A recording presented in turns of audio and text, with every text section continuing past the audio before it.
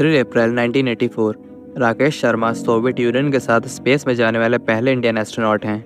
19 नवंबर 1997 Kalpana Chawla NASA के साथ space में जाने वाली पहली वुमेन एस्ट्रोनॉट हैं जिन्होंने पूरे 30 दिनों तक स्पेस में ट्रैवल किया है। सुनीता विलियम्स भी 2 बार स्पेस में जा चुकी हैं। लेकिन ये सारे Indian astronaut Indian space organisation के साथ नहीं बल्कि फॉरेन ऑर्गेनाइजेशन के साथ गए हैं, जैसे कि नासा और रॉसकॉस्मोस।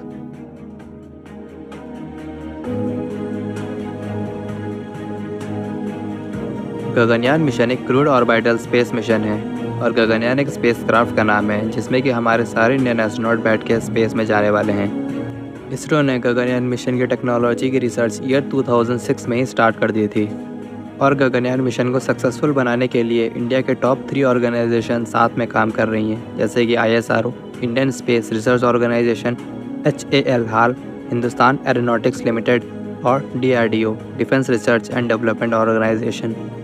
अब बात कर लेते हैं गगनयान स्पेसक्राफ्ट के बारे में। तो गगनयान स्पेसक्राफ्ट के 2 मॉड्यूल हैं, पहला है क्रू मॉड्यूल और दूसरा है सर्विस मॉड्यूल। पहले बात करते हैं क्रू मॉड्यूल की। तो क्रू मॉड्यूल को स्पेसक्राफ्ट का मेन कंपार्टमेंट भी बोल सकते हैं क्योंकि क्रू मॉड्यूल में ही हमारे सारे एस्ट्रोनॉट बैठ के स्पेस में जाने वाले हैं।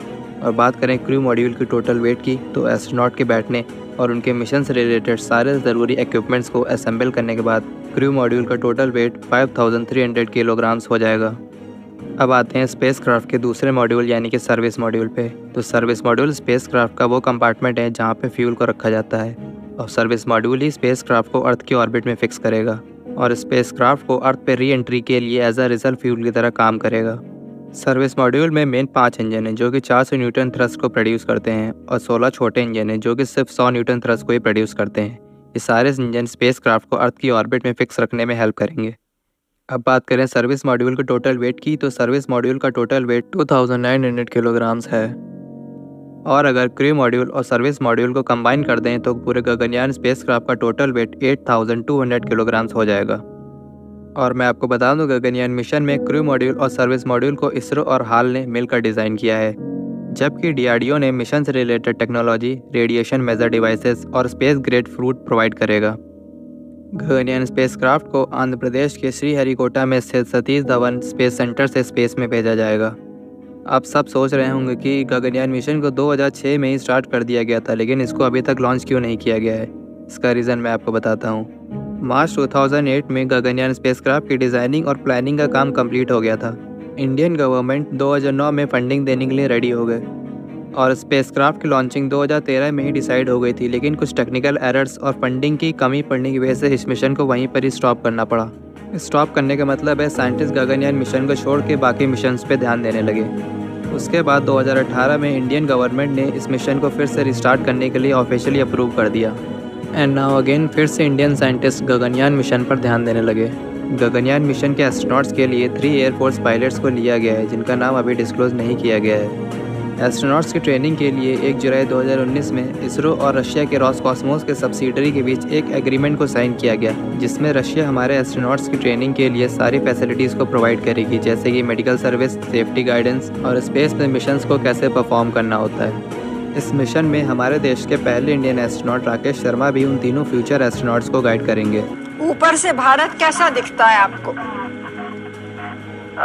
जी मैं बगैर किसी झिझक के कह सकता हूँ कि सारे जहां से अच्छा, जो कि उन तीनों फ्यूचर एस्ट्रोनॉट्स के लिए बहुत ही बेनिफिशियल होगा।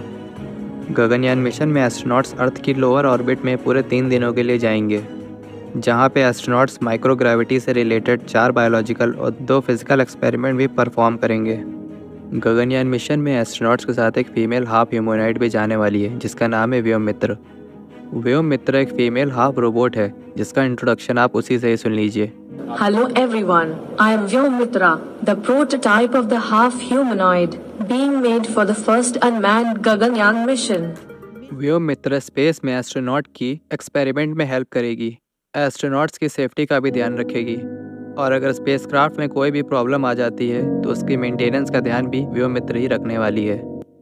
जब स्पेसक्राफ्ट को 3 दिनों के बाद अर्थ पे वापस आना होगा तब ये अपने सर्विस मॉड्यूल को अपने से अलग कर लेगा और वापस आते टाइम इसकी स्पीड को 216 मीटर पर सेकंड होगी। अर्थ के एटमॉस्फेयर में एंटर करने के बाद इसके मॉड्यूल में लगे दोनों पैराशूट ओपन हो जाएंगे और इसके मॉड्यूल को बे ऑफ बंगाल की खाड़ी में उतार लिया जाएगा।